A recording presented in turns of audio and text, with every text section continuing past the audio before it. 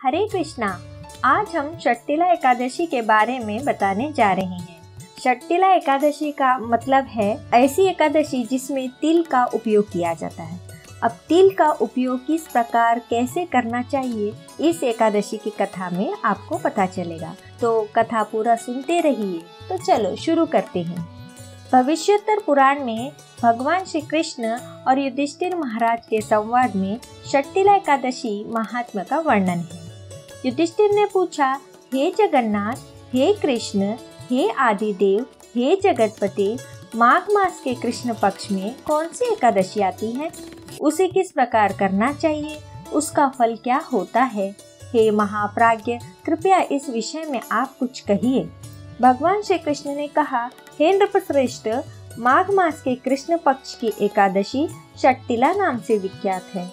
सब पापों को हरण करने वाली एकादशी की कथा मुनि श्रेष्ठ पुलस्त ने दालव्य को कही थी। यह कथा तुम भी सुनो। दालव्य ने पूछा, हे मुनिवर्य, मृत्युलोक में रहने वाला हर एक जीव पाप कर्म में रत है। उन्हें नरक यातना से बचाने के लिए कौन सा उपाय है? कृपया वह आप कथन करें। पुलस्त कहने लगे, हे महाभाग, आपने अच्छी बात पूछी है, तो सुनो। माघ मास में मनुष्य को स्नान करके इंद्रियों को संयम में रखकर काम, क्रोध, अहंकार, लोभ और निंदा का त्याग करना चाहिए। देवादिदेव भगवान का स्मरण करते हुए पानी से पैरों को धोकर भूमि पर गिरा हुआ गाय का गोबर इकट्ठा करके उसमें तिल और कपास मिलाकर 108 पिंड बनाने चाहिए।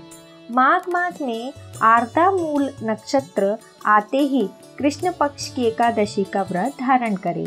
स्नान से पवित्र शुद्ध भाव से श्री विष्णु की पूजा करें।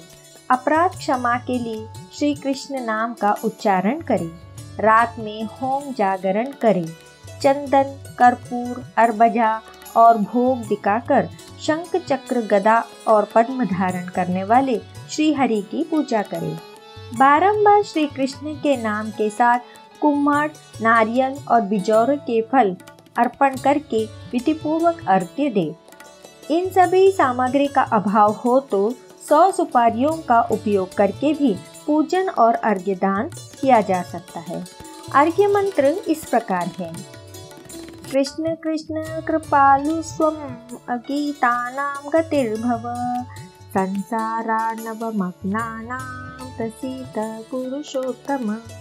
नमस्ते पुंडरीकाक्ष, नमस्ते विश्वभावन, सुब्रह्मण्य नमस्तेस्तु महापुरुष पूर्वज। ग्रहणार्घ्यं मया दत्तं लक्ष्म्या सह जगत्पति। अब इसका अर्थ सुनिए। सच्चिदानंद श्री कृष्ण, आप बड़े दयालु हैं। हम अनाथ जीवों के आश्रय दाता आप हो। हे पुरुषोत्तम, हम इस संसार सागर में डूब रहे हैं, कृपया हम पर प्रसन्न हो। हे विश्वभावन, हमारा आपको वंदन है। हे कमल नयन, आपको प्रणाम है। हे सुब्रह्मण्यम, हे महापुरुष, हे सभी के पूर्वज, आपको प्रणाम है।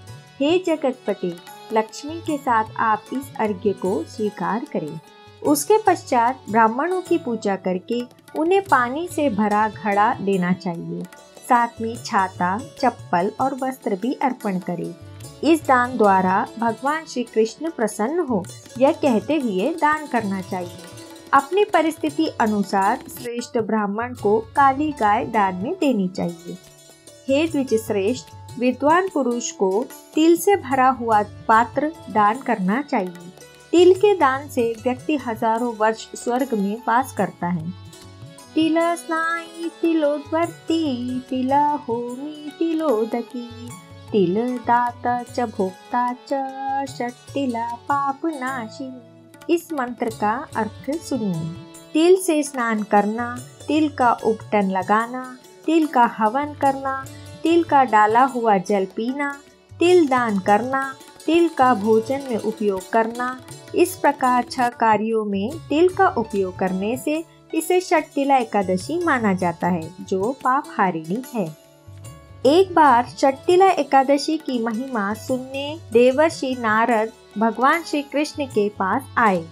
भगवान श्री कृष्ण ने कहा, एक ब्राह्मण स्त्री थी, ब्रह्मचर्य का पालन करते हुए वह भगवान की आराधना करती थी। अनेक प्रकार की तपस्याओं के कारण वह बहुत दुर्बल हो गई थी। उसने बहुत दान दिए, परंतु उसने ब्राह्मण और देवताओं को अन्नदान नहीं किया था। अनेक प्रकार के व्रत और तपस्या करने से वह शुद्ध हो गई थी, परंतु भूखे लोगों को कभी अन्नदान नहीं किया था। हे ब्राह्मण, उसकी परीक्षा लेने मैं ब्राह्मण के रूप में उस साध्वी के घर जाकर भिक्षा मांगी। तभी उस ब्राह्मणी ने पूछा, हे ब्राह्मण, सत्य कहे कि आप कहाँ से आए हैं? मैं सुनकर अनजान बनते हुए उसे उत्तर नहीं दिया। उसने क्रोध में भिक्षा पात्र में मिट्टी डाली। उसके बाद मैं अपने धाम लौट आया। अपनी तपस्या के प्रभाव से ब्राह्मणी मेरे धाम वापस आई। उसे संपत्तिहीन, सुवर्णहीन, धान्यहीन सिर्फ एक सुंदर महल मिला। उस महल में कुछ न पाकर वह अस्वस्थ और क्रोधित होकर मेरे पास आई। पूछने लगी, हे जनार्दन, सब व्रत और तपस्या करके मैंने श्री विष्णु की आराधना की, परंतु मुझे धन धान्य क्यों प्राप्त नहीं हुआ? मैंने कहा, हे साध्वी, तुम भौतिक विश्व से यहाँ आई हो, अब तुम अपने घर लौट जाओ। तुम्हें देखने देवताओं की पत्नियां आएंगी। उन्हें शट्टिला एकादशी की महिमा पूछकर पूरा सुनने के बाद ही दरवाजा खोलना, अन्यथा नहीं।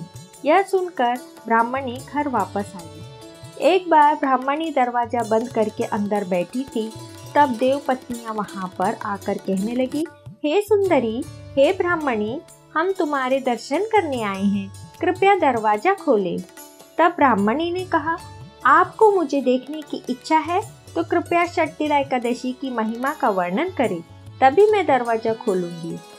उस समय एक देवपत्नी ने उसे वह महात्म्य बताया। महात्म्य सुनने के बाद ब्राह्मणी ने दरवाजा खोला। देवपत्नियां उसके दर्शन से बहुत प्रसन्न हुई। देवपत्नियों के कहे अनुसार ब्राह्मणी ने शट्टिला एकादशी का व्रत किया, जिसके प्रभाव से उसे धन धान्य, तेज, सौंदर्य प्राप्त हुआ। धन धान्य संपादन करने के लोभ दृष्टि से यह व्रत नहीं करना चाहिए। इस व्रत के पालन से अपने आप गरीबी दुर्भाग्य नष्ट हो जाती है। जो कोई भी स्थिति को तिल दान करेगा वह सब पापों से मुक्त हो जाएगा। तो कहिए, ये कहानी कैसी लगी? राधे राधे।